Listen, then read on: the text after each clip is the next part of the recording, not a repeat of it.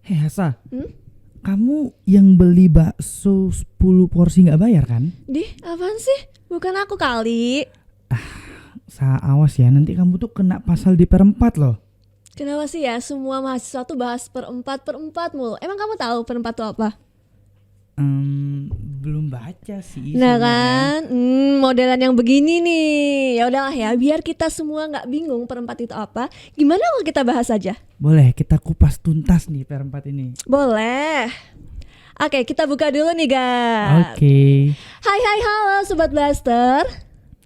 Ya, selamat datang di podcastnya Interaksi Volume 3.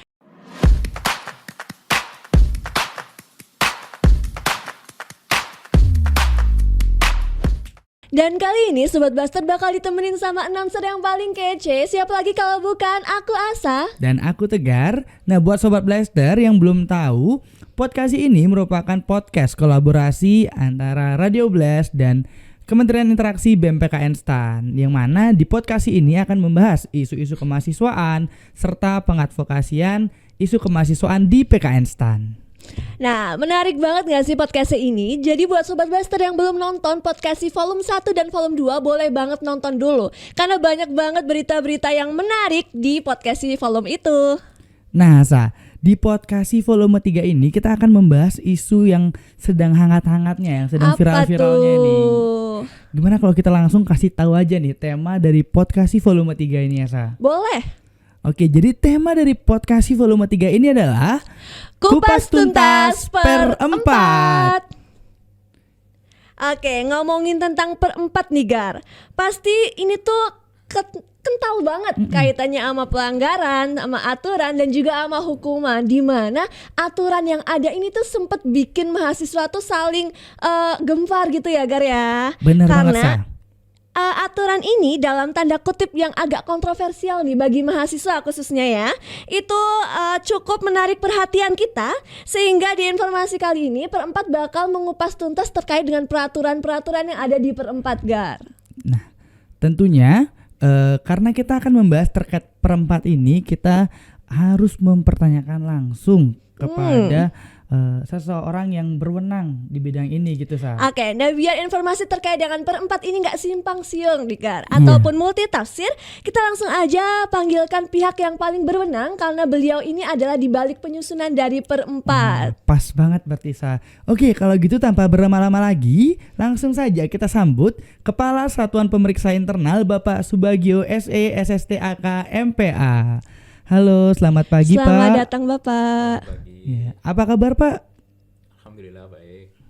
Oke, alhamdulillah baik ya, Pak. Oke, nah Sobat Blaster semua mungkin ada yang udah tahu gak terkait dengan Bapak Subagio ini. Mungkin juga ada yang belum tahu terkait dengan Bapak Subagio, terkait dengan mahasiswa-mahasiswa baru ya. Ya, mungkin boleh Bapak memperkenalkan dirinya, lalu ruang lingkup tugasnya, dan bisa sekalian menyapa Sobat Blaster yang sedang menonton, Bapak. Baik, perkenalkan saya Subagio, dosen sekaligus kepala SPI di PKN STAN. Nah, salah satu tugas SPI ini adalah melakukan evaluasi ya terkait dengan pengendalian intern yang ada di PKN STAN. Pengendalian intern ini kan tujuannya ada 4. Pertama adalah pengamanan aset, yang kedua adalah keandalan laporan keuangan, yang ketiga adalah supaya operasional yang berjalan di organisasi itu bisa efektif dan efisien, dan yang terakhir adalah agar peraturan yang ada itu dipatuhi oleh seluruh stakeholder atau pemangku kepentingan. Nah, unsur-unsur dari pengendalian intern itu ada 5. Pertama adalah lingkungan pengendalian, yang kedua adalah adanya risk assessment atau penilaian risiko, yang ketiga adalah adanya aktivitas pengendalian, yang keempat adalah adanya informasi dan komunikasi, dan yang terakhir adalah adanya monitoring. Nah, elemen salah satu lingkungan pengendalian ini adalah tata kelola yang ada di PKN STAN. Salah satunya adalah untuk belajar mengajar bagi mahasiswa yang ada di kampus PKN STAN. Nah, kita jaga ini lingkungan pengendalian supaya bagus. berarti memang pas banget ya, Sa, Sangat. dengan mengobrol dengan Bapak Subagio terkait dengan per-4 ini, Sa. Jadi pastinya untuk Sobat Blaster yang nanti menonton podcast ini, dipastikan nih bisa lebih terang lagi terkait dengan Per 4 ini. Nah, kami juga mengucapkan terima kasih kepada Bapak yang di tengah kesibukannya di weekend ini juga sudah menyempatkan diri untuk mengobrol bersama kami di sini, Pak. Iya Bapak, dan Sobat Blaster mungkin juga udah gak sabar Pak untuk tahu lebih dalam terkait dengan Per 4. Jadi mungkin kita bisa langsung tanya-tanya aja Pak terkait dengan Per 4 ini. Oke, langsung saja Pak, kita masuk ke sesi tanya jawab ya Pak. Untuk mengawali nih Pak, saya izin bertanya Pak terkait dengan apa sih sebenarnya latar belakang disusunnya Per 4 2023 ini, dan bagaimana arah perubahan yang diinginkan dari peraturan sebelumnya Pak, yaitu Per 4 2017 begitu Pak. Baik, ini peraturan direktur ya, Ya, nomor benar, 4 tahun 2023. Ya, benar Pak. Ini kan tentang hak, kewajiban dan disiplin mahasiswa PKN STAN. Ini adalah merupakan amanah dari pasal 135 ayat 1 PMK 223 tahun 2020 ini tentang statuta PKN STAN yang menyatakan bahwa ketentuan lebih lanjut mengenai mahasiswa diatur dalam peraturan direktur. Nah, sebenarnya sudah ada peraturan direktur sebelumnya ya, peraturan direktur nomor 04 tahun 2017 tentang hak, kewajiban dan disiplin mahasiswa PKN STAN. Tapi itu sudah out update ya, ada beberapa yang perlu disesuaikan ya, antara lain terkait dengan kehidupan berasrama. Nah, tujuannya itu ada 5 ya. Pertama adalah untuk menanamkan akhlak mulia dalam bersikap dan berperilaku di lingkungan PKN STAN dan masyarakat ya. Yang kedua adalah menciptakan lingkungan dan suasana belajar yang nyaman ya dan aman gitu ya. Yang ketiga mengembangkan bakat, minat dan kreativitas bagi mahasiswa. Dan yang keempat membina jiwa pemimpin, pelopor dan unggul ya dalam berperilaku. Jadi mahasiswa STAN itu kan today is student, tomorrow will be leader ya. Yang terakhir menjunjung tinggi nama baik alma mater PKN STAN. Jadi ini Per 04 ini merupakan perubahan dari tahun 2017 ke tahun 2023 ya, agar lebih baik, lebih komprehensif dan juga tentunya lebih lengkap ya. Nah, ini untuk mengatur pedoman berperilaku bagi mahasiswa PKN STAN. Oke, Jadi wow. memang secara komprehensif lebih dibahasnya itu lebih luas lagi di Per 4 2023 ini dibanding Per 4 2017, karena juga ada perubahan dari dinamika di kampus ini, ada kehidupan berasrama, ada pendidikan karakter seperti itu ya. Ya benar banget. Terkait dengan penyusunannya nih Pak, apakah penyusunan Per 4 ini itu sudah melibatkan mahasiswa Pak? Melihat mahasiswa itu kan perannya sebagai quality control, dan juga subjek dari peraturan ini kan juga mahasiswa itu sendiri. Jika memang ada pelibatan dari mahasiswa itu bagaimana dan sebagai apa Pak? Dan jika memang tidak ada, itu mengapa Pak? Baik, penyusunan Per 04 tahun 2023 ya, Per 04 ini memakan waktu yang cukup lama ya, berbulan-bulan ya. Kita mengadakan rapat dengan BKU, BAAK, dengan UPK ya. Nah, kita juga minta pendapat dari Senat ya, termasuk Kaprodi seluruh ini kita minta pendapat terkait dengan peraturan ini, dan juga kepada Setbannya, yang intinya kita jagain lah. Ini kan mahasiswa ini sudah dilepas orang tuanya, kita jagain di sini. Kita sebagai orang tua yang diberi amanah ya, orang tua asuh atau orang tua angkat yang ada di PKN STAN, agar mahasiswa PKN STAN itu sukses.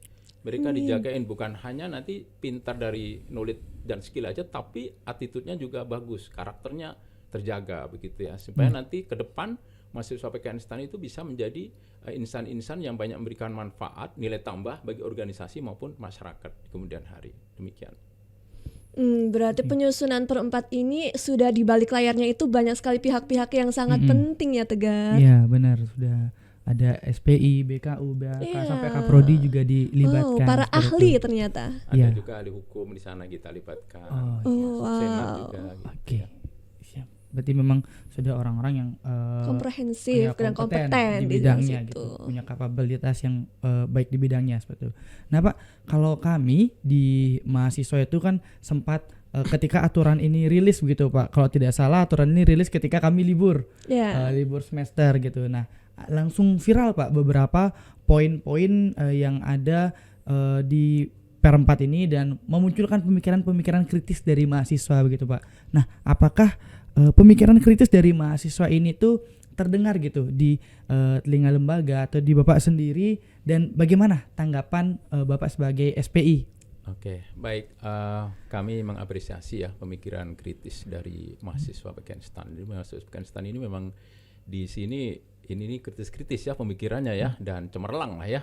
Nah, kami berusaha ya sebagai SPI menjaga governance, tata kelola yang bagus, agar tidak ada pelanggaran di sini. Nah, jadi tidak serta-merta ya jika ada dugaan pelanggaran oleh mahasiswa itu berujung pada hukuman.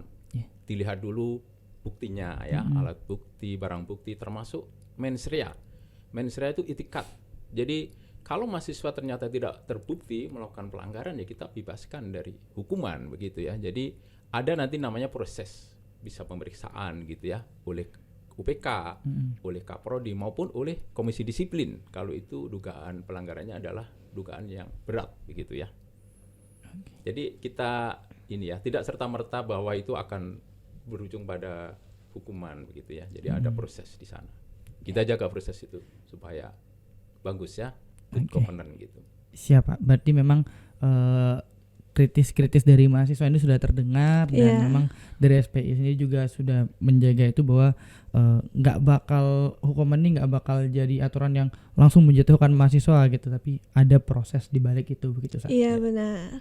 Oke, gimana kalau misal kita langsung bahas saja Pak nih satu pasal yang paling kontroversial ya di mahasiswa ya saat itu ya. Mungkin saya bisa bacakan pasalnya Pak di sini terkait dengan kewajiban mahasiswa di kategori 3 nomor 3 Pak, yakni tidak masuk dan atau meninggalkan kampus PKN-STAN bersama lawan jenis yang tidak terikat hubungan perkawinan dan atau hubungan keluarga kecuali memperoleh izin dari OPK. Nah ini kan sangat multitafsir sekali ya Pak dan tegar juga. Lalu bagaimana sih Pak batasan hal ini bisa dianggap sebagai pelanggaran Pak? Melihat di sini ada sekali yang namanya nebeng-menebeng Pak. Sebagai mahasiswa kan nggak semua orang mempunyai kendaraan, pun tidak semua kosnya itu dekat. Jadi tebeng-menebeng itu sudah menjadi budaya bagi kami. Dan juga kita juga sering menggunakan Gojek Pak. Dimana Gojek itu kan mesti lawan jenis ya Pak.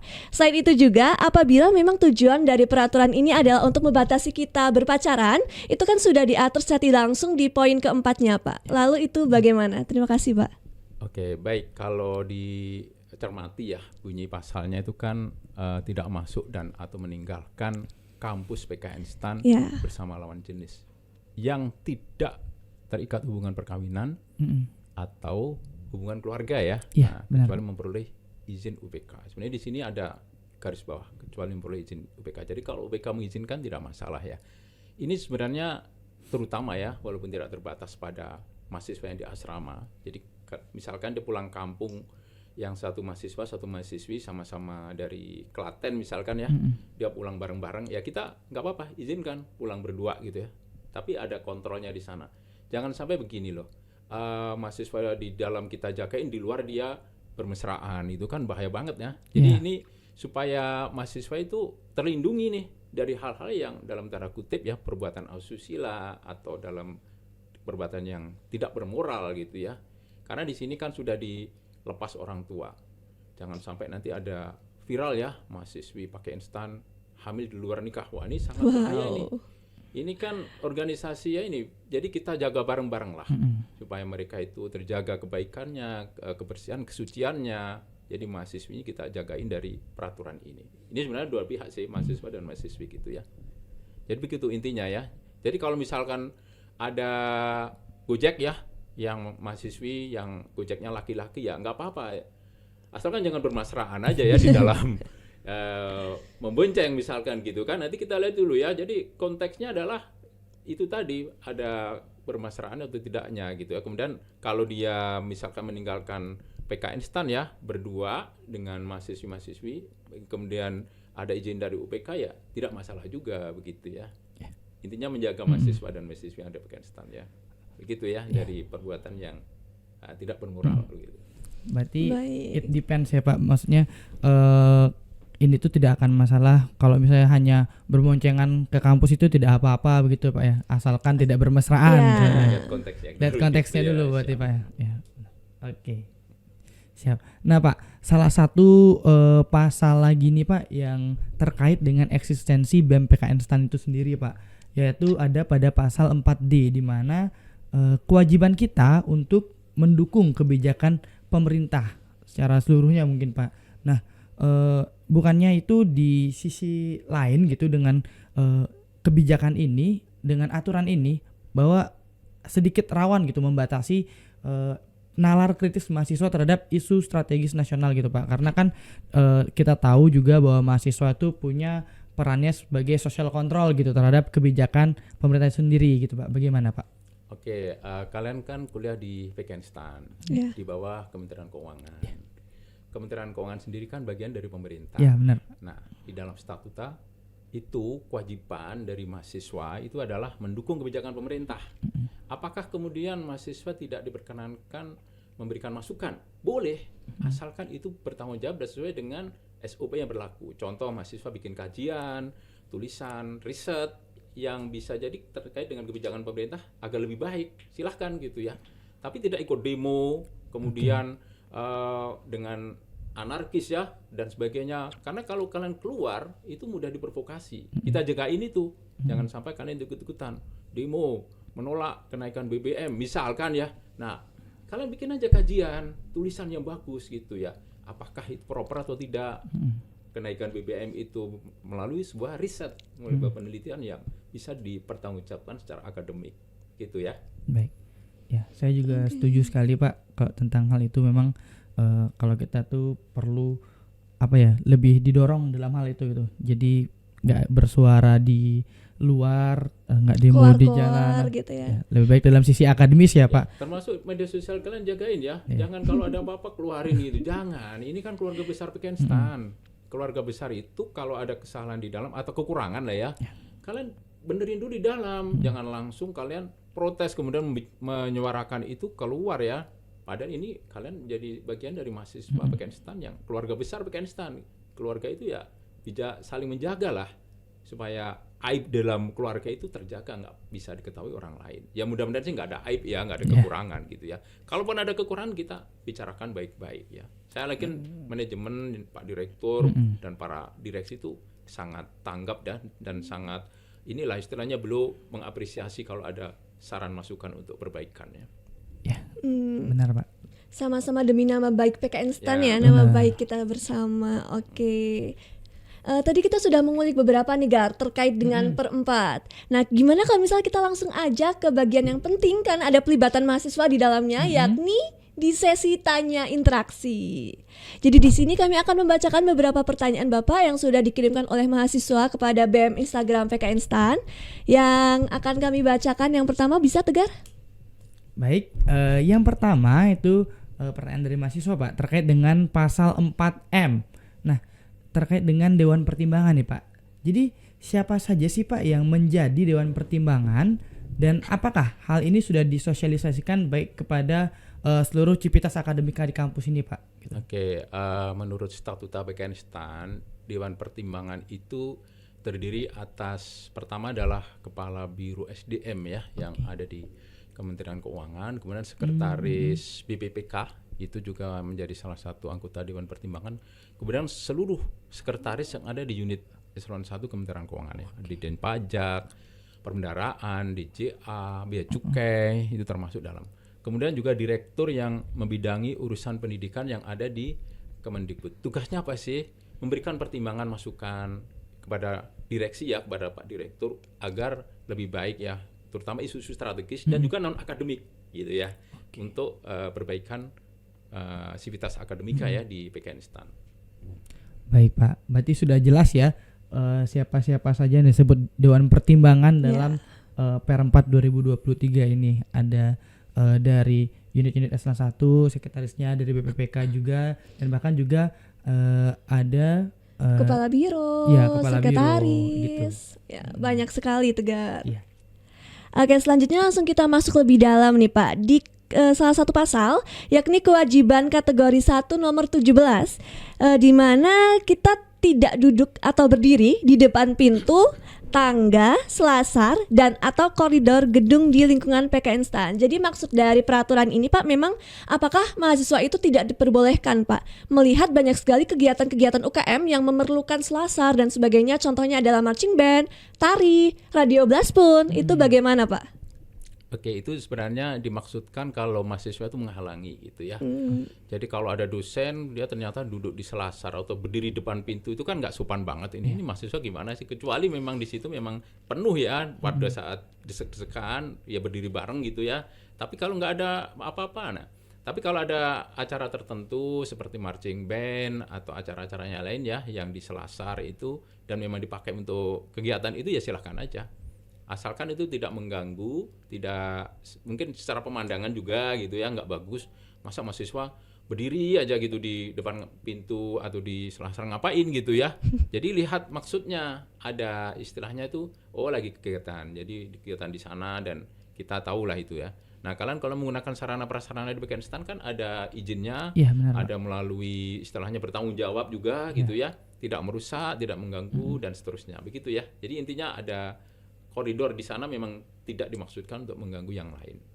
Oke, baik. Berarti memang koridor itu semua boleh dipergunakan oleh mahasiswa. Tergantung kegunaannya. Ya, benar sekali. Lagi pula kita juga sudah memiliki izin dan tidak mengganggu pemandangan dan sesuai dengan kebijakannya ya, Pak. Ya, benar. Baik Pak, ini satu lagi pertanyaan tanya interaksi, yaitu terkait kewajiban kategori 3 Pak, yaitu tidak menjadi bagian dalam kegiatan promosi, bimbingan belajar, dan atau latihan uji coba yang terkait dengan seleksi penerimaan mahasiswa baru PKN STAN tanpa memperoleh izin dari PKN STAN, tidak menjadi bagian dalam kegiatan yang mempromosikan PKN STAN tanpa memperoleh izin dari PKN STAN. Nah Pak, ini kan kita kalau melihat fenomena sekarang, teman-teman kami itu banyak yang menjadi konten kreator gitu Pak, contohnya. Jadi banyak yang sharing-sharing lah tentang bagaimana mereka caranya masuk STAN, bagaimana cara mereka ketika belajar dalam persiapan SPMB PKN STAN. Nah, apakah dalam poin ini itu juga termasuk dalam membatasi itu Pak, yang di poin terkait dengan seleksi penerimaan mahasiswa baru PKN STAN gitu Pak? Oke. Sebenarnya ini berawal dari laporan ya dari pihak eksternal ke direktur melalui SPI. Jadi ada lembaga bimbingan pelajar yang menggunakan mahasiswa PKN STAN sebagai penarik ya untuk yang lain itu biar les di situ gitu ya, untuk biar jadi mahasiswa PKN STAN. Jadi kan mahasiswa PKN STAN ini kan pinter-pinter ya. Mereka itu punya daya tarik dan sebagian dari mahasiswa itu memang sebelumnya di LBB itu. Jadi mereka belajar di situ. Setelah lulus mereka diperalat. Nah, intinya tuh ada indikasi dia diperalat dengan bisnis begitu ya. Diberi honor, kemudian diminta untuk berbicara tentang LBB. Nah, ini jangan sampai mahasiswa itu ikut terlibat ya, apalagi menggunakan jaket alma mater ya. Nah, kita juga jagain itu karena bukan dimaksudkan untuk mencari uang. Mahasiswa di sini adalah belajar begitu ya, bukan untuk berbisnis begitu. Seandainya ya, misalkan dia ke SMA ini, boleh nggak Pak saya memberikan materi tentang PKN STAN? Boleh saja, tapi ada izinnya juga begitu ya. Nanti izin bisa disampaikan melalui UBK atau Pak Direktur ya, langsung bisa. Biasanya Pak Direktur atau UBK saya yakin nggak akan menolak ya, asal itu murni ya, bukan untuk mencari uang ya, bukan untuk bisnis begitu ya, tapi untuk biar PKN STAN itu bisa terdengar ya di SMA, di alumni dia sebelumnya belajar begitu ya. Jadi intinya mahasiswa dijagain seperti itu ya. Berarti supaya juga, mereka nggak diperalat gitu ya benar, intinya. Pak. Berarti kalau dalam sosial media juga nggak apa-apa ya Pak, TikTok, Instagram gitu buat konten tentang cara-cara belajar gitu. Aman itu berarti ya. Asal nggak ada proses bisnis di dalamnya, nggak komersil lah seperti itu ya Pak. Iya, benar sekali. Mungkin Bapak tadi itu adalah pertanyaan terakhir yang sudah kami seleksi dari banyaknya pertanyaan yang masuk ya Pak ke IG BEM PKN STAN. Di sini sebagai closing statement nih Pak, kami akan bertanya kepada Bapak terkait harapan Bapak untuk kami sebagai mahasiswa PKN STAN setelah adanya peraturan ini Pak. Ya, harapan saya itu kepala SPI kalau bisa malah mahasiswa itu tidak ada yang melanggar ya. Kalau dulu SPI itu kan kayak watchdog, mencari siapa yang melanggar, kita periksa, kita tindak, hukum ditegakkan, ujung-ujungnya apa? Hukuman.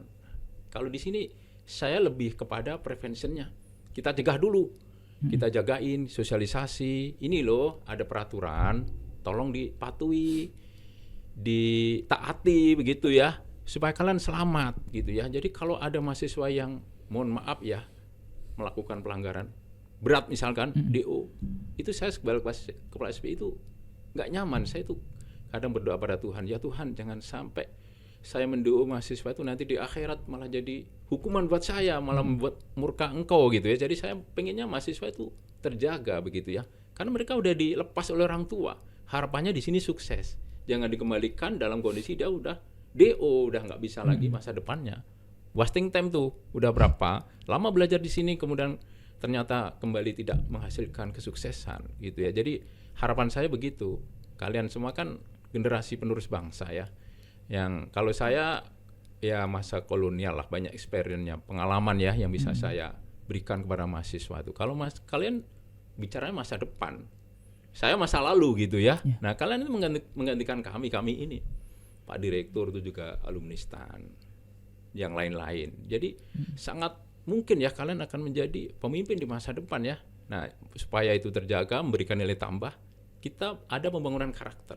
Ini juga bagus ini kebijakan Pak Direktur ini ya, untuk jagain kalian supaya tidak ada gayus lagi. Misalnya kasus seperti itu ya, yang koruptor itu kan sebagian dari alumni STAN. Kita jaga supaya alumni STAN itu benar-benar bersih, bisa memberikan manfaat, nilai tambah bagi organisasi dan bagi masyarakat.